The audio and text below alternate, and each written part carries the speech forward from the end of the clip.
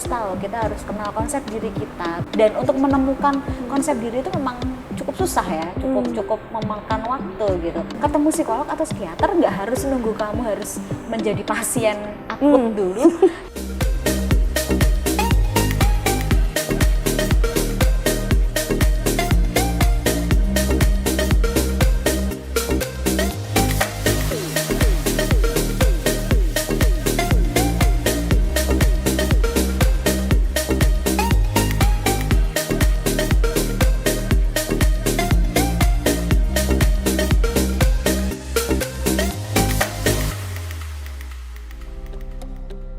Kembali lagi bersama saya Dewi Susilo Budiharjo di podcast saya Berbagi Cerita, tempat saya mendengar cerita-cerita menarik dari tamu-tamu spesial saya.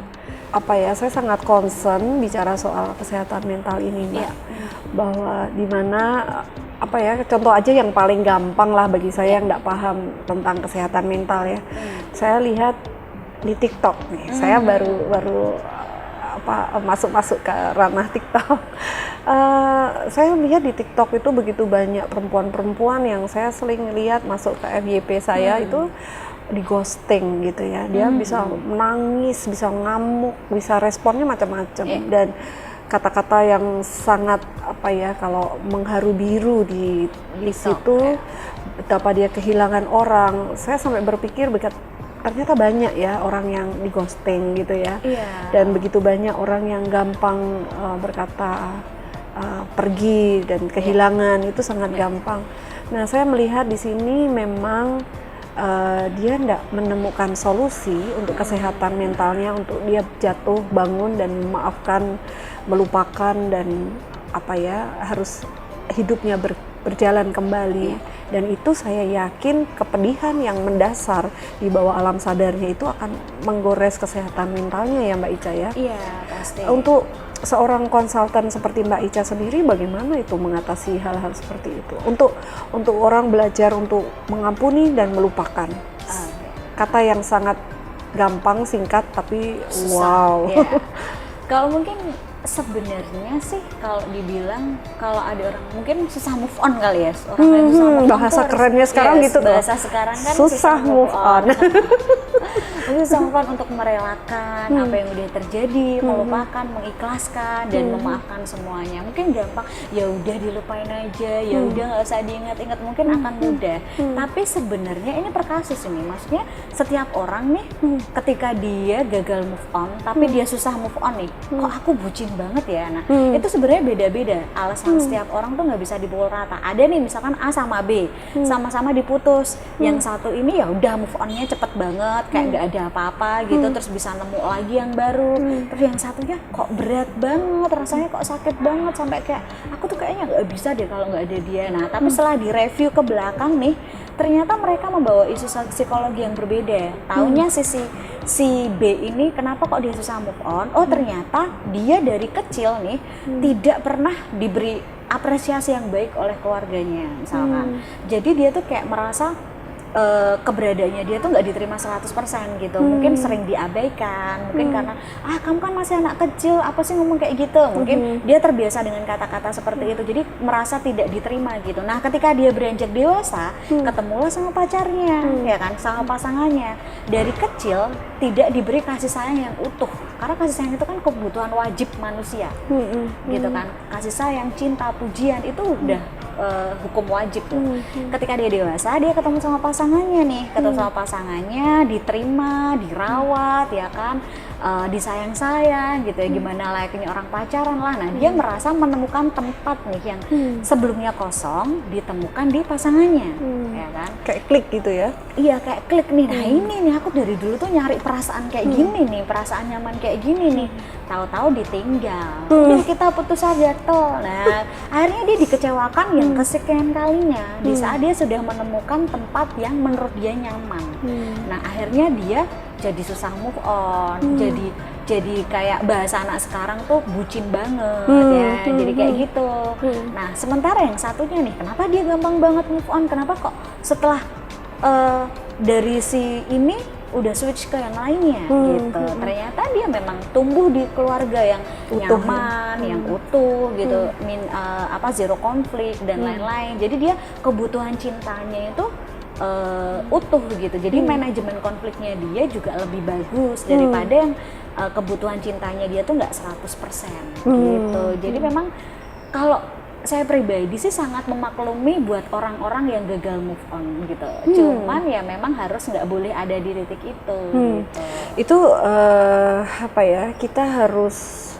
kita bayangkan kalau gagal move on itu atau di ghosting itu terjadinya berulang. Itu pasti di bawah alam sadarnya akan terekam, dan ketika dia membuka lembaran baru, luka itu belum sembuh gitu ya.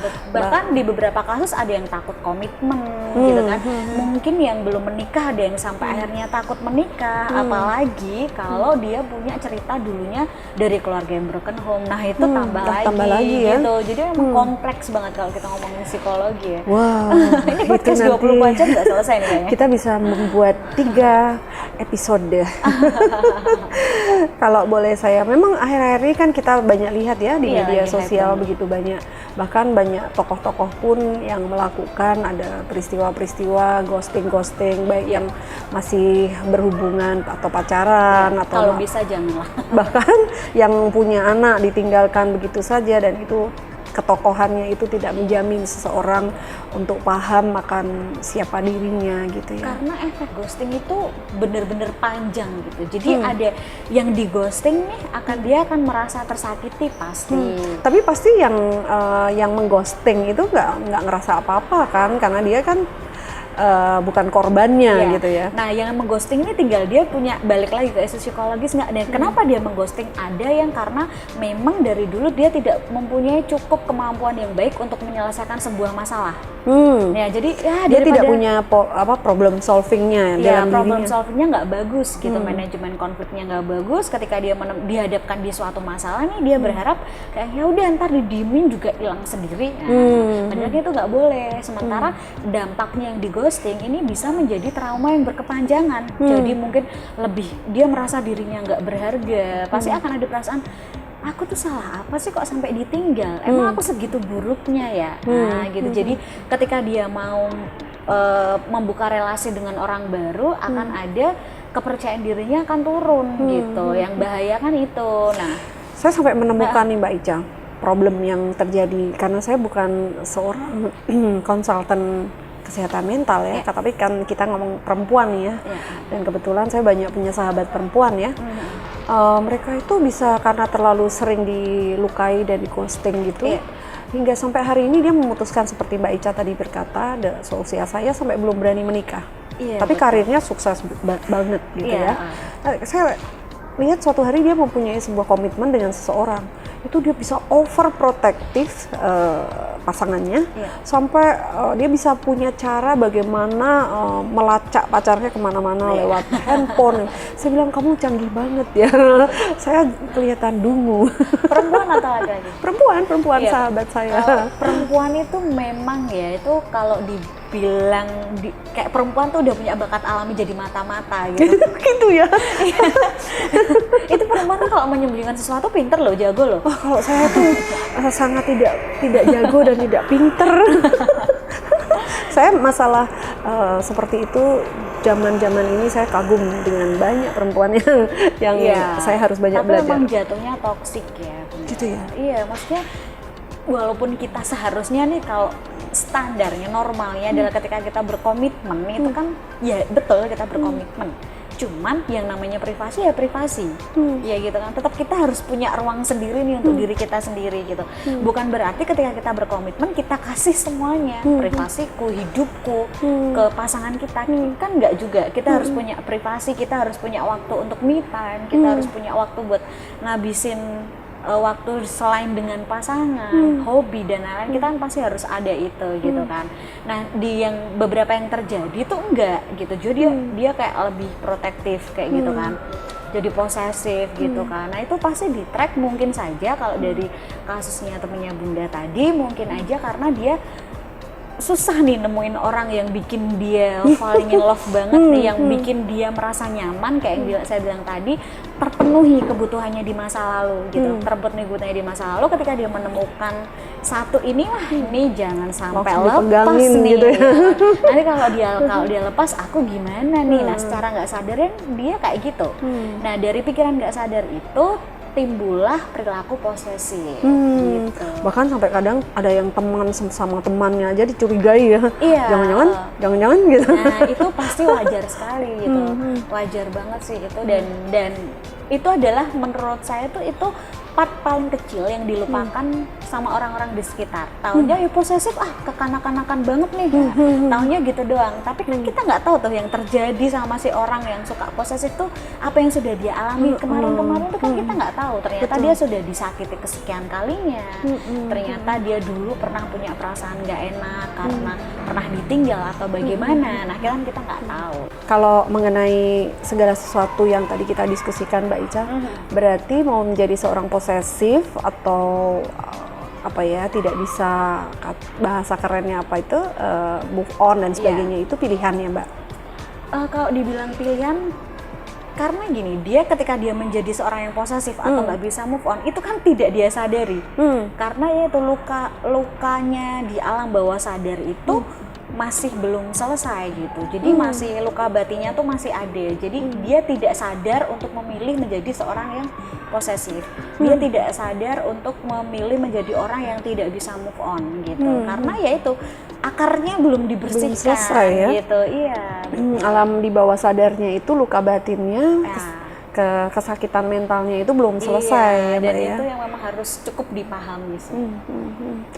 Kan kalau saya dalam bahasa umum saya, awam saya, bahwa segala sesuatu itu pilihan ketika kita memilih, oh ya sudah, berarti buku ini berakhir, kita tutup bukunya, membuka buku yang baru dengan episode baru, dengan kisah yang baru, dengan sikap hati yang baru gitu. Memang semuanya itu butuh masa lalu ya, dimana tadi Mbak Ica bilang bahwa masa lalu seseorang itu disitulah fungsi keluarga, bahwa gambar diri itu tidak boleh rusak gitu ya Mbak ya. Betul. Kalau bahasa saya ya, gambar diri, cerminan diri seseorang itu tidak boleh rusak atau tidak utuh. Iya betul, karena gitu ya? Kalau kita ngomongin teori nih Ci, expert banget ya. Asik dong. Ini ada tuh yang ada namanya piramida Maslow nih. Nah di piramida Maslow ini sederhananya itu dijelaskan nih kebutuhan dasar manusia tuh apa aja. Nah salah satunya adalah cinta, kasih sayang, perhatian, aktualisasi diri, bahkan pujian. Kita tuh butuh gitu, kita tuh butuh dipuji. Kamu kok cantik banget, kamu kok pinter banget, iya. Kita tuh dipuji, makanya selalu untuk beberapa, kalau saya ngisi parenting nih, selalu saya tanamkan orang tua nggak usah gengsi muji anaknya, karena itu adalah apresiasi paling baik untuk anak dan paling murah. Ya kan. Nah ketika pujian itu di masa-masa tertentu, di usia-usia tertentu terpenuhi, itu akan menjadikan bekal pondasi psikologis yang kuat di masa mendatang. Gitu. Percayaan dirinya ya. Iya, tapi yang terjadi adalah beberapa orang tua yang nanti kalau dipuji jadi manja dia, nanti kalau dipuji dia jadi sombong dia. Nah tinggal bagaimana kita mengolah-olahnya aja, mengemas pujian itu menjadi sebuah apresiasi cinta yang tulus, yang apa ya, yang membuktikan bahwa ini loh mama sama papa tuh sayang sama kamu. Nah jadi eksistensi orang tua tuh juga ada di mata anak. Nah itu yang menentukan tuh nanti dia di masa mendatang itu akan menjadi pribadi yang seperti apa gitu. Nah memang butuh seseorang itu untuk dipuji ya Mbak ya. Iya betul. Jadi nggak usah malu-malu kayak kadang-kadang kan cuman gini aja besok jadi lebih bagus ya, kan sering ya kayaknya tuh simple aja walaupun dengan nada yang enak, masih gini deh besok toh biar kayak temenmu tuh si ini. Nah itu sebenarnya kalau di usia anak yang masih golden age itu udah jadi kok aku nggak kompetisi ya, kayak kok begitu. Iya, akhirnya dia tidak menghargai dirinya sendiri gitu. Akhirnya dia akan selalu komparasi dengan orang lain gitu. Parahnya lagi dia berpikir, oh kok saya dibandingin sama itu, berarti itu tuh sebuah figur yang baik gitu ya Mbak. Itu berangkat dari itu awal dari sebuah rasa di mana kita merasa tertolak.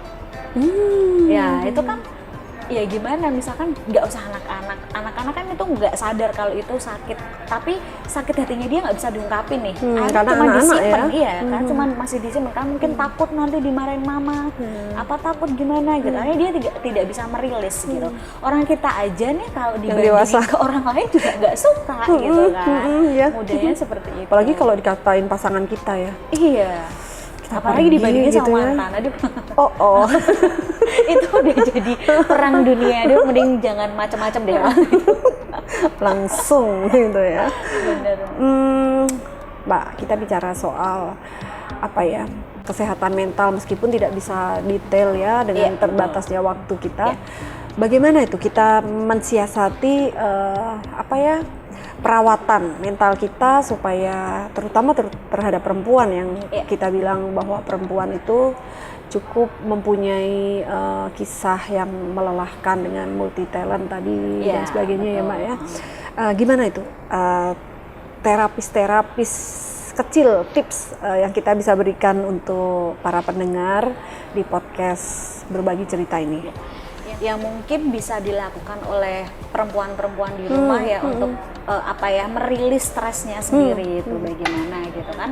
Nah, ini yang selalu saya bilang nih, kalau apa ada yang nanya terus harus gimana nih biar nggak oleng nih ya gitu kan, biar nggak oleng, biar tetap di jalur nih. Jadi kita itu kan karena manusia nggak bisa tuh hidup sendiri, jadi kita harus punya support system yang baik gitu. Kita harus tahu nih support system kita tuh siapa gitu. Mentornya ya? Iya, jadi kayak nggak mentor ya, jadi orang yang kita anggap nyaman. Misalkan nih, misalkan Bunda nih lagi capek, stres, nggak punya teman bicara, taunya punya sahabat si A nih. Nah makanya apa-apa dikiki sama si A, kalau ketemu sama si A cerita ngalor ngidul, biarpun nggak dikasih solusi udah enak aja ceritanya, karena udah punya support system atau keluarga atau suami atau anak gitu.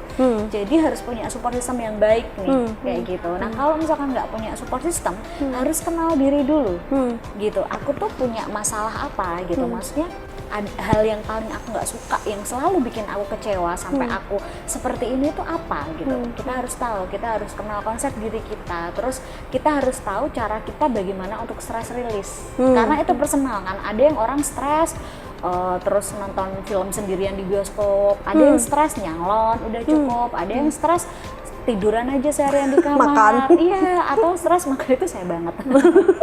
Itu kan macem-macem ya, itu macem-macem. Nah kita harus tahu tuh, harus tahu apa yang bikin kita happy. Nah gitu, jadi dan harus tahu batasan mana, permasalahan mana yang bisa kita toleransi. Kalau sekiranya misalkan nih berhubungan, berelasi dengan orang, aku tuh nggak bisa tolerir orang yang suka terlambat misalnya. Aku nggak bisa tolerir orang yang kalau diajak ngomong main handphone terus gitu. Ya usahakan seminim mungkin untuk berinteraksi dengan orang-orang yang seperti itu secara intens. Jadi kita harus tahu batas toleransi kita sejauh mana.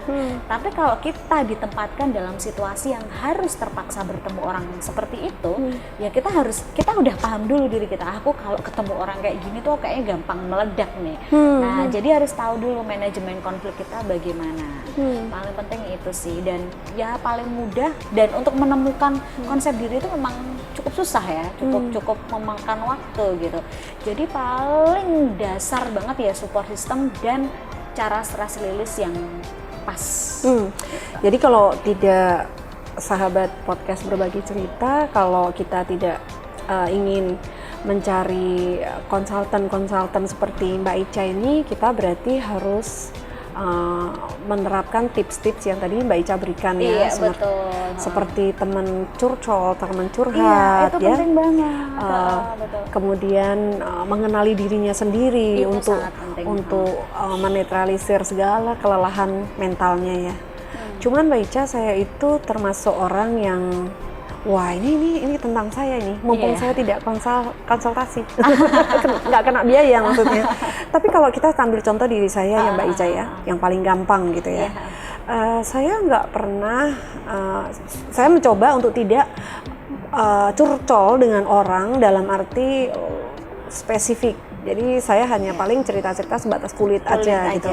kalau saya tidak bisa menemukan solusinya atau saya harus menghentikan semua curhat saya kepada siapapun, nah saya kembali lagi ke diri saya.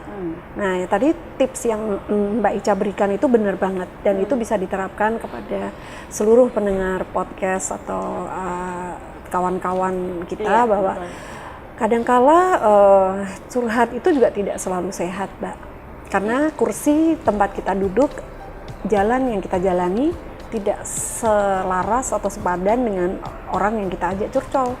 Hingga solusinya bukan sebagaimana kita semestinya yang akan kita putuskan, tetapi versi orang tersebut.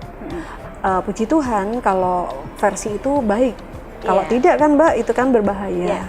Nah, akhir-akhir ini memang saya banyak amati orang salah meletakkan curhatannya itu hingga menemukan solusi yang salah gitu ya Mbak.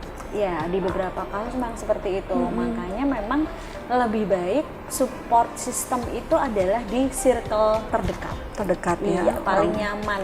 Orang tua gitu. Tapi orang tua pun juga kadang kalau kita udah berumah tangga nih Mbak, kita dicubit, aduh satunya anak, satunya mantu, gitu ya kan? Kadang juga ini, nggak semua orang juga punya hubungan yang baik dengan orang tuanya loh. Gitu ya? Nggak semua orang punya relasi yang bagus dengan keluarga kan? Maksudnya ada yang memang orang tua tuh ya udah kamu anakku, ya udah kamu ibuku, ya udah kamu bapakku, udah selesai. Gitu ya? Tapi untuk urusan pribadi, untuk membantu memutuskan segala sesuatu di hidup itu nggak semua orang tuh nyaman di lingkungan keluarga kan, banyak tuh yang kayak gitu kan, karena dia nggak merasa nyaman di lingkungan keluarga, dia akhirnya bisa dibilang tumbuh dalam tanda kutip di lingkungan di luar keluarga, dengan dirinya sendiri malah dengan kadang dirinya sendiri dan di lingkungan sosialnya gitu. Makanya itu kan yang cari support system yang memang benar-benar dirasa dipercaya gitu. Kadang-kadang atau sarana katarsis lah, maksudnya beberapa pun ada di sosial media saya tuh beberapa teman-teman yang suka curhat di story itu sampai kecil-kecil gitu. Itu dia, betul. Kalau saya pribadi nggak masalah, gitu, nggak masalah asalkan kamu tahu ketika kamu di sana. Saya sebagai penonton story-nya, ya udah sih kalau kamu menurutmu itu bisa membantumu lebih waras, ya silahkan gitu ya, silahkan. Tapi kalau misalkan memang tidak ya jangan dipaksakan gitu. Dan kalau misalkan udah jelimet, ya udah cari profesional gitu. Betul. Ketemu psikolog atau psikiater nggak harus nunggu kamu harus menjadi pasien akut dulu. Tapi karena ya saya bilang tadi, ketika kamu tidak bisa mengurai konflik, bisa kok ngobrol aja sama psikolog gitu. Ngobrol aja biar nanti dibantu nih untuk sebenarnya apa sih yang jadi ganjelan kamu selama ini, itu dibantu gitu. Itu dia yang tadi saya tanyakan di awal Mbak Ica. Bagaimana masyarakat yang awam akan kesehatan mental ini paham bahwa dia sudah diambang batas bahwa mentalnya itu butuh pertolongan profesional gitu loh. Nah ya itu ketika kita udah merasa buntu kayak saya bilang tadi, ketika udah nggak bisa mentok nih, ngerasa konflik, aku kok ngerasa aku tuh aneh ya, aku kok ngerasa aku tuh kayak nggak bisa mengurai konflikku, sebenarnya masalahku tuh apa. Nah ketika sudah merasa itu baru deh harus cari si profesional harus ya, gitu. harus Makanya itu sadar. Kalau kita tilik lagi nih Bunda di ranah yang lebih profesional lagi, sebenarnya ini kalau lebih kompleks ini PR-nya Indonesia. Betul. PR-nya Indonesia karena apa? Seharusnya deteksi dini kesehatan mental atau deteksi dini stres atau manajemen konflik itu sudah harus masuk ke pendidikan, ke kurikulum pendidikan. Jadi kan kita kan saya nggak tahu kalau sekarang ya, cuman dari dulu saya sekolah tuh ada kan namanya BK ya, bimbingan konseling, itu kan pasti punya jam dia seminggu sekali untuk masuk kelas. Kalau dulu di sekolah saya ada gitu. Jadi bu guru BK-nya tuh masuk, tapi sering kosong karena nggak ada yang mau dibahas gitu. Iya kan? Dan justru guru BK tuh jadi momok buat anak-anak sekolah gitu. Seharusnya peran BK itu adalah peran yang menjadi sahabat anak, bukan peran yang cuman ketemu BK kok bawanya deg-degan mulu, kayaknya tukang hukum gitu kan. Image-nya guru BK kan seperti itu. Nah seharusnya peran guru BK ini dimanfaatkan untuk dijadikan fasilitator untuk membantu anak-anak remaja nih ya yang masih usia-usia sekolah itu untuk mendeteksi dirinya sendiri. Nah jadi ketika dia di usia dewasa nih, itu dia sudah bisa, dia punya bekal bagaimana dia memanajemen konflik, bagaimana aku harus ketemu psikolog kapan, harus bagaimana, itu dia ada bekal secara psikologis. Nah hal-hal inilah yang saya lihat tuh dari tahun ke tahun tuh nggak pernah dilirik Nggak di pernah. bidang pendidikan. Wah, ini bisa sebagai ini ya,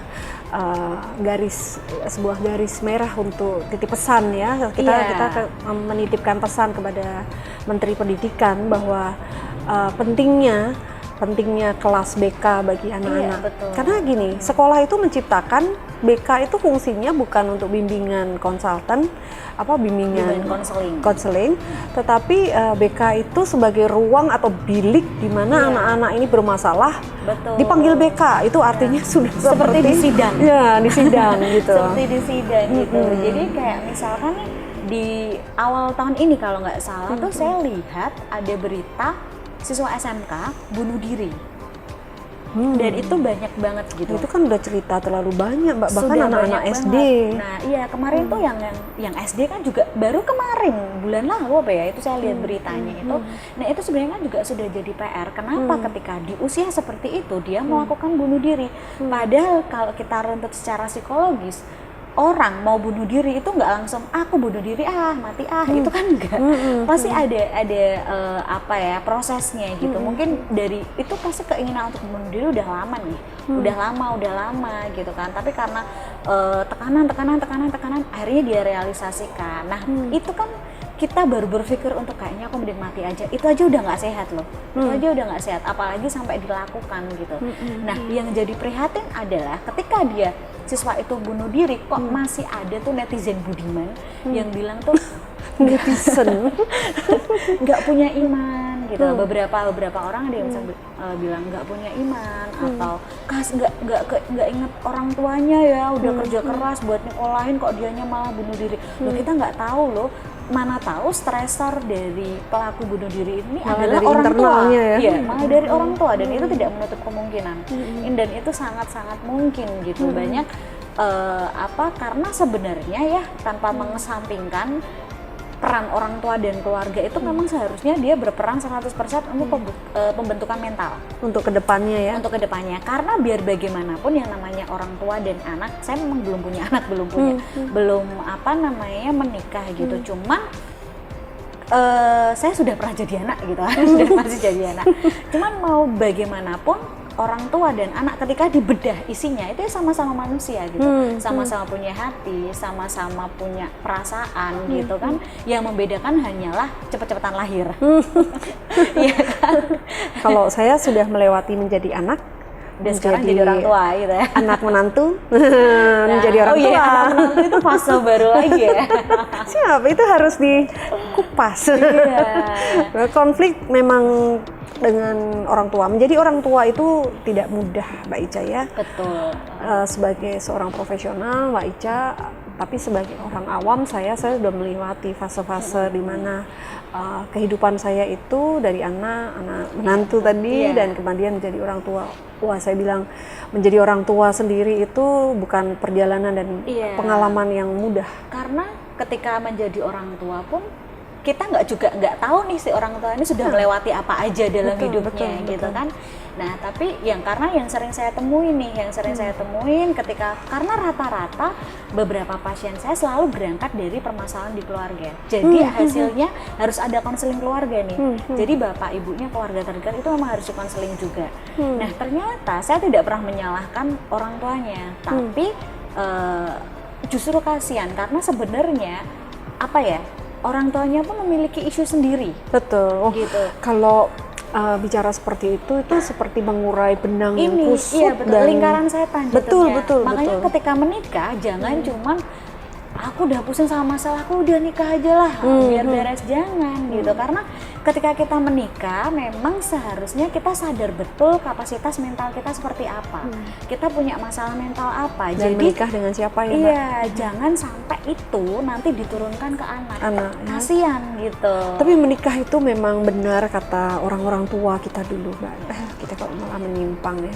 Yang dikatakan bibit, bobot, bebet itu memang benar, Mbak. Karena sebenarnya gangguan jiwa itu juga genetik. Gitu ya? Iya, pasti ketika ada pemeriksaan gangguan jiwa pasti tanyain, ada nggak keluarganya yang memang gitu ya? Iya, pasti karena itu salah satunya genetik memang. Wow.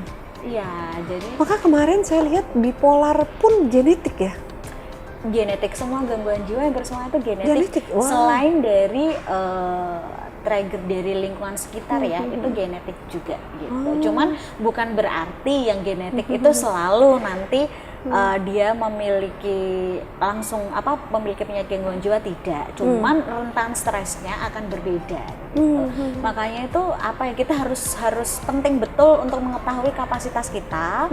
Kita tuh sejauh mana mengenal diri kita itu sangat penting sih. Saya baru belajar satu masalah ya Mbak. Jadi ini kawan-kawan di podcast yang kita belajar ini benar-benar kelas belajar kita luar Berat biasa. banget ya, berasa obrolannya tuh berat banget. Misalnya seperti seorang perempuan itu bisa 1001 wajah ya Mbak ya. Iya. Cerdas banget loh perempuan itu. Iya. Yes, bisa kalau lahir lagi kita minta perempuan aja Mbak. Dong. Perempuan itu bisa memakai wajahnya yang culun dan lugu, kemudian bisa menutupi kesungguhan di dalam hatinya, dan dia bisa meng-create habis ini aku begini.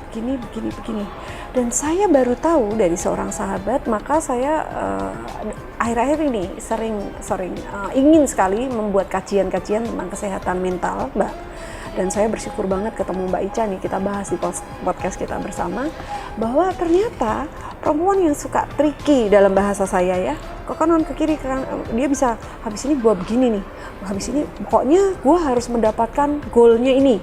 Nah ternyata dia itu dikatakan seorang psikopat lama-lama karena dia bisa meng-create sesuatu. Dia bisa berpakai topengnya untuk mendapatkan apa yang dia inginkan. Itu benar nggak sih Mbak? Serem banget loh kalau begitu itu. Benar banget sih. Mungkin orang itu kadang nggak sadar, aku ternyata sedang di titik ini, levelnya baru di sini nih, meskipun baru awal, tapi dia mengarahnya ke situ, kan serem banget tuh Mbak. Apalagi di tengah tekanan dunia yang kita paham, ekonomi seperti ini dan kejahatan manusia, karakter manusia sudah begitu yang tidak bisa diprediksi. Memang kalau kita ngomongin soal psikologis itu kompleks banget ya. Gitu jadi ya? Jadi gini, selalu ada alasan dibalik orang melakukan sesuatu dan mengambil keputusan. Pasti ada gitu, dan keputusan-keputusan yang diambil itu sebenarnya secara sadar dan tidak sadar itu berdasarkan dari pengalaman-pengalaman yang sudah dia alami di kemarin-kemarin. Jejak-jejak masa lalunya ya Mbak ya. Nggak mungkin kan, ya sama halnya dengan bayi lahir itu nggak mungkin langsung jalan.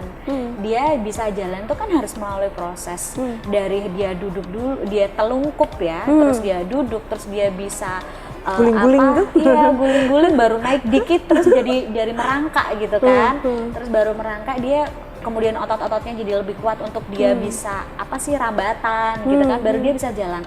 Nah, sama halnya dengan psikologis gitu. Dia tidak bisa ada di titik memutuskan sesuatu tanpa dia melihat pengalaman-pengalaman apa saja yang sudah dia lalui gitu. Yang dia lihat, yang dia alami, yang dia rasakan. Nah, itu secara tidak sadar itu menjadi dasar seseorang untuk mengambil sesuatu. Makanya ini yang selalu saya titip pesen banget ke teman-teman semua nih. Kalau ada temannya, iya harus bener-bener dititipkan ya. Kalau ada temennya curhat didengerin, didengerin. Terus kalau ada temennya ngambil keputusan yang salah ya jangan dijudge gitu loh. Karena kita nggak akan pernah tahu tuh dia itu sudah alasannya apa ya? Gitu. Sudah sejahat-jahatnya orang nih, sejahat-jahatnya orang itu pasti ada alasan kenapa dia melakukan seperti itu. Jadi tidak membenarkan apa yang dia lakukan, tapi yang kita soroti adalah keputusan dan alasannya dia. Karena menghakimi apa yang sudah dia lakukan itu udah terlambat, orang sudah dilakukan gitu kan, baik buruknya ya biar Tuhan, itu Tuhan gitu kan. Cuman yang kita soroti sebagai manusia adalah alasannya gitu. Kenapa kamu seperti ini gitu kan? Ya mau pembunuh, pemabuk, pemakai narkoba sekalipun, napi dan lain-lain itu ya harus kita manusiakan juga gitu. Harus kita manusiakan juga, kita harus cari tahu juga kenapa, misalnya kenapa kamu pakai narkoba? Narkoba memang salah, tapi yang kita soroti adalah alasan kenapa dia memakai narkoba. Motivasinya dia selalu mengulangi perbuatan itu tuh apa? Yang kita soroti kan itu.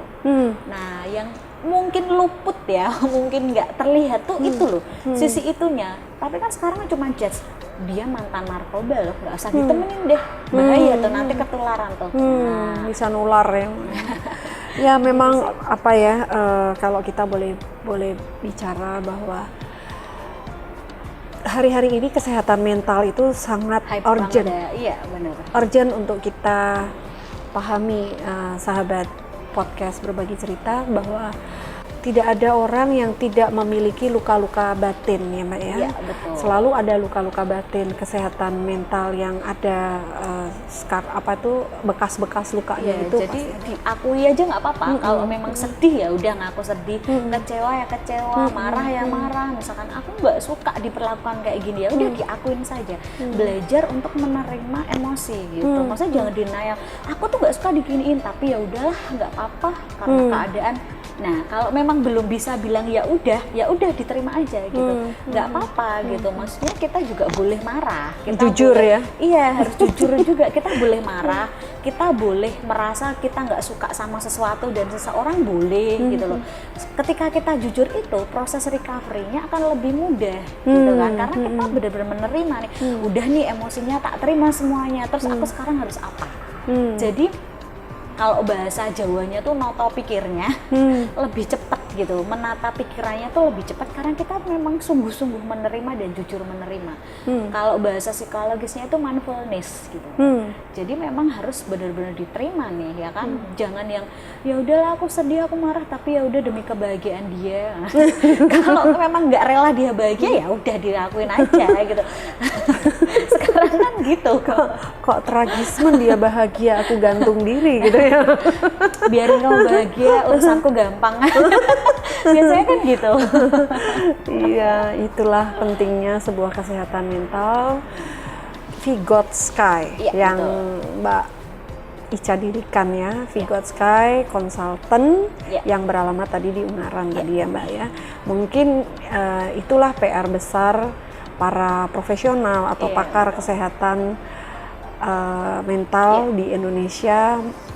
Bagaimana dia membuat isu-isu Mungkin kabar. untuk lebih dekat sama masyarakat Betul, ya. Mungkin bisa saya infokan juga caranya berobat pakai BPJS mungkin buat teman-teman yang nggak tahu Ya ya. itu boleh Mak. Iya, jadi kalau misalkan buat teman-teman yang mungkin mau ketemu sama psikiater ya, kalau psikiater kan berarti di sini adalah dokter spesialis kejiwaan ya. Jadi yang beliau yang berhak untuk meresepkan obat gitu. Nanti mungkin buat teman-teman yang mau bertemu dengan psikiater langsung bisa ke Vaskes kelas 1 BPJS. Jadi di BPJS itu ada dokter keluarganya. Ada yang di puskesmas, ada yang klinik utama. Itu nanti bisa bertemu dengan dokter keluarga, nanti di screen di sana minta aja, "Dok, saya mau konsul dengan psikiater." Nah, nanti akan diberikan surat rekomendasi atau surat rujukan ke rumah sakit tipe C. Nah, kalau di Semarang tipe C itu nanti searching saja di Google rumah Di sakit setiap tipe Semarang. kota ada ya Mbak? Setiap kota selalu ada rumah sakit itu dari D, C, B, A. Nah, itu selalu ada. Itu pasti di rumah sakit tipe C dan di sana nanti tinggal bikin janji sama psikiaternya hari apa psikiater prakteknya. Nah, itu langsung bisa bisa periksa ke sana. Obat dan konselingnya gratis. Sebetulnya pemerintah itu sudah membuka Sudah baik sekali. luar biasa ya Mbak ya. Iya, betul. Kalau dilihat sekarang kesehatan mental juga mereka juga memasukkan dalam bagian BPJS. Sudah mulai concern ya. Itu sebenarnya bisa. Cuman beberapa masih belum tahu infonya karena beberapa ada yang melihat bahwa profesional kesehatan mental itu ya beda dengan kesehatan biologis. Sebenarnya ya sama karena untuk bahkan di beberapa kota nih, cuman kalau di Semarang kok saya belum tahu ya ini. Di beberapa kota di puskesmasnya itu ada psikolognya. Wah. Iya, serius itu ada. Cuman kalau di Semarang saya kebetulan kok kurang tahu ya kalau di Semarang sendiri itu sudah ada belum. Saya kurang tahu kecuali di salah satu rumah puskesmas di Semarang itu ada psikolognya karena di situ jadi senternya rehabilitasi metadon dan napsa. Jadi ada semua. Apa itu Mbak? Metadon dan napsa. Napsa, narkoba, psikotropika dan zat aktif. Oh. Ya itu di puskesmas di Semarang itu ada yang jadi senternya itu, jadi semua tenaga kesehatan mental ada semua di sana. Tapi selain di sana saya kurang tahu juga sih, kayaknya mungkin belum. Cuma di beberapa daerah di luar Semarang, mungkin di kota besar seperti Jakarta, Surabaya, Bandung itu sudah ada beberapa puskesmas sudah ada psikolognya. Dan harapan saya sih nantinya itu akan merata gitu. Di seluruh Jadi Indonesia iya, ya? psikolog bisa ditemukan di lini paling kecil masyarakat gitu. Apa ya, sebagai seorang profesional kesehatan mental, apa yang ingin Mbak Ica capai atau yang belum tercapai, termasuk tadi V-God-Sky Consultant, apa yang ingin dicapai ini? Sebenarnya itu kan V-God-Sky itu berangkat dari keresahan pribadi ya. Itu sebenarnya awalnya komunitas. Ketika dulu saya kuliah di Jogja, itu sama teman-teman bareng-bareng gitu buat bikin komunitas. Awalnya dari sana, karena waktu itu ketika kita memberikan intervensi terapi kan kita belum berhak waktu itu kan, karena belum lulus. Nah, tapi semakin kesini sebenarnya V-God-Sky itu hadir. Sebenarnya V-God-Sky sendiri itu kan nama tokoh tuh, nama tokoh dari teorinya scaffolding. Scaffolding itu pijakan. Jadi di teori itu berbicara bahwa orang untuk bertumbuh secara sosial dan emosional dan juga psikologis itu harus ada pijakan dari lingkungan sekitar. Nah, harapannya V-God-Sky itu hadir menjadi sebuah pijakan buat teman-teman gitu yang memang membutuhkan tempat untuk mengembangkan diri gitu, baik skill development dan apapun gitu. Jadi menjadi teman di tengah kepenatannya masyarakat. Nah, tadinya awalnya seperti itu. Jadi memang V-God-Sky hadir terbuka sekali untuk siapapun gitu, untuk siapapun. Dan juga saya pengennya itu mengajak teman-teman gitu ya, yang mungkin bahwa untuk menerima diri sendiri, kita sebagai orang yang terluka, kita sebagai orang yang manusia biasa tuh nggak apa-apa kalau kamu nggak baik-baik aja gitu. Jadi ya udah, kalau kamu sakit ya udah terima aja sakit gitu. Kita tuh harus ngasih waktu diri kita tuh untuk bersedih kayak yang saya bilang tadi gitu. Untuk jujur ya. Dan yang teman-teman juga untuk belajar tidak menghakimi orang lain. Seburuk apapun orang itu, jangan langsung dihakimi gitu loh. Maksudnya itu sih misi utamanya V-God-Sky. Saya bikin tuh itu sebenarnya. Jadi memang apa ya, mengangkat isu psikologis yang sebenarnya itu berat, tapi menjadi lebih mudah dan bisa diterima sama masyarakat dari segi manapun, baik dari kalangan yang pendidikannya kurang baik, dan buat teman-teman yang sudah melalui pendidikan yang lebih tinggi. Jadi semua kalangan itu diharapkan bisa dirangkul sama V-God gitu sih. Luar biasa, PR panjang untuk kita semua dan V-God-Sky berusaha untuk mengurainya. Doa yang terbaik untuk V-God-Sky, Mbak Ica. Semoga bisa menyadarkan orang betapa pentingnya akan kesehatan mental bagi kita semua, terutama kalau tadi kita bicara tentang wanita, bagaimana pentingnya seorang wanita ini memiliki kesehatan mental yang sesungguhnya, karena kalau kita tahu tugas perempuan, ada kata-kata yang tepat adalah ketika perempuan kuat maka negara itu sehat, atau perempuan yang sehat negaranya kuat, begitu ya Mbak ya. Sangat betul. Para sahabat, di atas semuanya ini pembicaraan kita, kesehatan mental itu memang cukup untuk menjadi kita berbicara panjang dan lebar. Tetapi satu pesan saya bahwa semuanya itu adalah pilihan kita untuk kedepannya kita hendak kesehatan mental kita ini mewarnainya. Dan sekali lagi saya berkata, di atas semuanya itu adalah Tuhan yang Maha Esa, itu yang menjadi pijakan kita, menjadi kekuatan, landasan dasar kita. Percaya Tuhan tidak pernah merencanakan yang jahat untuk umatnya, untuk Anda, untuk saya dan kita semua, tetapi percayalah Tuhan memberikan semuanya yang terbaik meskipun tidak sesuai dengan kehendak kita. Akhir kata, saya Dewi Susilo Budiharjo dan saya Ica, terima kasih sudah diundang ke sini dan berpartisipasi. Sampai ketemu lagi pada episode berikutnya. Dadah.